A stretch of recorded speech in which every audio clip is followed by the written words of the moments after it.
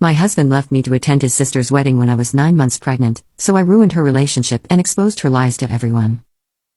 I'm 35F, and I've been married to my husband Andrew, 39 meters, for the last 7 years. We have a 5-year-old daughter, and I'm currently 7 months pregnant. The primary reason why I'm here is because I need someone to hear me out, and what better than anonymity? My husband has always been close to his family, which I didn't find objectionable during our dating phase. His family was sweet to me whenever we met, but soon after our marriage, I realized that he was really close to his mother and sister, like they three have a gang kind of friendship. While this did not impact our relationship as a married couple, I just used to roll my eyes at their ganging up, not at me, and moved on. In any social gatherings or parties, they usually sit together and criticize others. Initially, they tried to involve me in their fun activity, but I'm not that kind of a small talk person, so I stayed out of it. However, they didn't bother me, so I too didn't bother them. While my mother-in-law, MIL, and sister-in-law, SIL, were not that warm and friendly with me, they used to stay away from my lane. I too tried to avoid them as much as possible. I didn't enjoy mocking people behind their backs and hugging them when in front. Anyway, after I conceived my first child, I stopped visiting my in-laws' house. Firstly, I was looking for a reason to cut them off, and second, my Mil and Sil were toxic. My husband was kind and gentle, but God knows what happened to him when he met his mother and sister, he would just transform into a different being. Until my husband was civil with me at home, I didn't care what he did for those 2 to 3 hours he met his family on weekends, I gave him that space. When my daughter Sarah was 3, my in-laws started poisoning her ear, saying Mama is a bad woman. But my daughter fought back, cried, and said Mama is good. She then came home and told me what had happened. My husband laughed at the situation, saying they would have just teased the little girl, but I knew the real intention behind it. Since then, I have never left my daughter alone with those evil women. Things started going south last year when my Sil started dating a wealthy businessman from Scotland. It is understandable that she was over the moon to have found such a man falling for her, but why on earth was my husband so excited about that dig? It really kept me wondering. To give a little background about my in-laws, my father-in-law, FIL, retired years ago and lived in his ancestral farmhouse in the countryside. I've met him only a handful number of times, and he's a no-nonsense person, unlike others. Probably that's the reason he had moved out to seek peace. My Mil and Sil are jobless and surviving on the rent of one of Phil's properties and allowance from him. My husband also pays his mother a part of his salary as an allowance. I have always been self-dependent, so I don't mind Andrew giving some grants to his mother. Coming back to the main point, ever since my Sil started dating that rich man, her attitude changed completely for the worse. She considers herself to be a princess or so. She would often flash those expensive gifts which she got from her boyfriend at family gatherings or any social event. My Sil left no opportunity to show off to everyone how rich her boyfriend was. The funny part is, my Mil also had her feet floating, she would giggle with Sil like they were both teenagers. Their behavior got on my nerves, and my annoyance was clear on my face. It's not that I'm jealous or so, why would I be?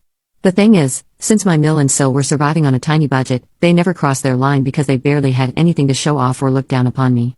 However, with her new profound love, they both subtly tried to demean me and accuse me of being jealous of them. Of course, they didn't say this to my face, but I got the hint from their body language, and some of the relatives also confirmed the same. Soon after this, I got pregnant with my second child, and thank God it saved me from visiting their place. Andrew would insist that I let Sarah spend time with them alone, but Sarah wouldn't budge. She is 5, yet she doesn't want to be with them. I know some of you would blame me for turning my daughter against my in-laws. Let me tell you, children have better senses than adults, they can differentiate between love and fakeness. My first pregnancy was difficult, I was put on bed rest, but my in-laws never visited to check on me. My second one is comparatively easier, but they visit me often. No, not to check on me, but to show off their new jewelry collection, a trendy dress, or a bag worth thousands of dollars. My Sil would just go gaga over her boyfriend's richness and how they are planning for a grand wedding in Scotland and so on.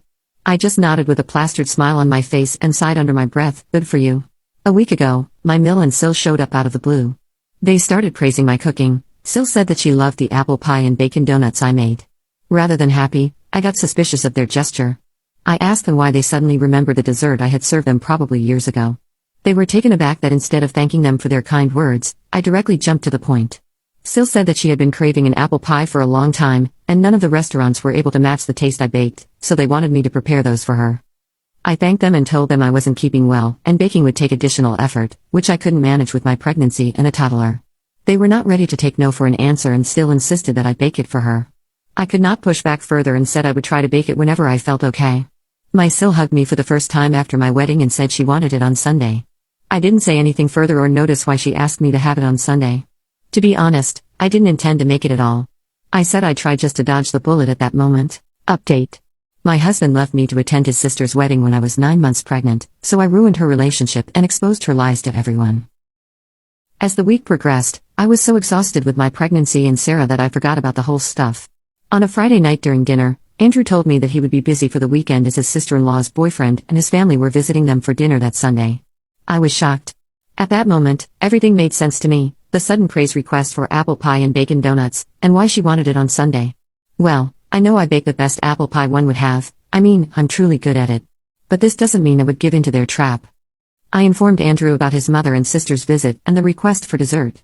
Andrew said that his sister's boyfriend and his Scottish family have a sweet tooth and they have heard a lot about American apple pie and wanted to taste the authentic one.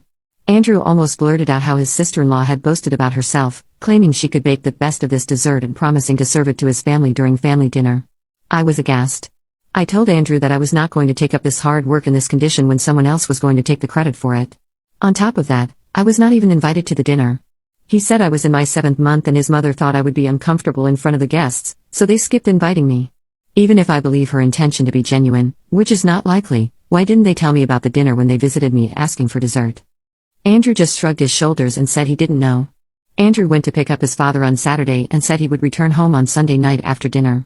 Of course, I wanted to make a big deal out of it and fight with Andrew, but I chose my mental peace, knowing that whatever I did would not stop him from attending that function on Sunday. I deliberately switched off my phone and locked myself in my room with Sarah. I guess my mother-in-law and sister-in-law tried to contact me on my cell phone, and when it was not reachable, they sent a voicemail on the landline. I ignored the call on my landline as well. Although I was not at peace knowing they would badmouth me for backing out, I felt satisfied that I didn't give in to their demands. On Monday morning, when I switched on my phone, I saw it flooded with missed calls and voice messages. It started with pleadings and ended with bad words. As soon as they got the notification that their messages were delivered to me, I got a call from my mother-in-law. Oh God, that was the longest monologue I ever heard. I always knew her true colors, but that day I got to know her bitter tongue. She accused me of ruining their dinner party and called me a witch. Apparently, they thought I would get the dessert, so they didn't prepare or order any dessert because my sister-in-law wanted to impress her would-be in-laws by posing my food as hers. In the end, the sweet-toothed Scots had to leave the dinner table without any dessert and a sense of dissatisfaction. Guess what? I get the blame for their disappointment. While my mother-in-law showered me with bad words, I could only imagine their funny faces at the dinner table. I was wondering, if it wasn't a big deal, they could have just ordered something from outside. I know my sister-in-law boasted of her culinary skills, but restaurant-made stuff could have at least saved them from the embarrassment. Anyways, that's not my problem. I told the same and hung up the call. Besides all those messages from my mother-in-law and sister-in-law, there was one late-night message from Andrew that he wouldn't return that night and would be back on Monday after work. When Andrew returned home in the evening, he was silent but not angry. I tried to tell him what his mother had told me, but he cut me off saying he didn't want to be dragged into the situation. He said I should be lucky he was not scolding me for embarrassing his family last night, so I should not expect him to take my stand against whatever his mother and sister said to me. I lost my mind at this. I didn't take his mother and sister's words seriously because I knew they were evil, but what the heck was Andrew up to? First of all, he should have taken a stand when I was cut off from the family dinner. How on earth am I responsible for ruining an event to which I was not invited? Since then, we are not on talking terms. Neither he nor I have made any effort to talk it out. Although in my mind, I feel I'm so done with them, deep down I sabotaged myself thinking, did I really ruin their reputation by turning down their demand? I don't know, guys.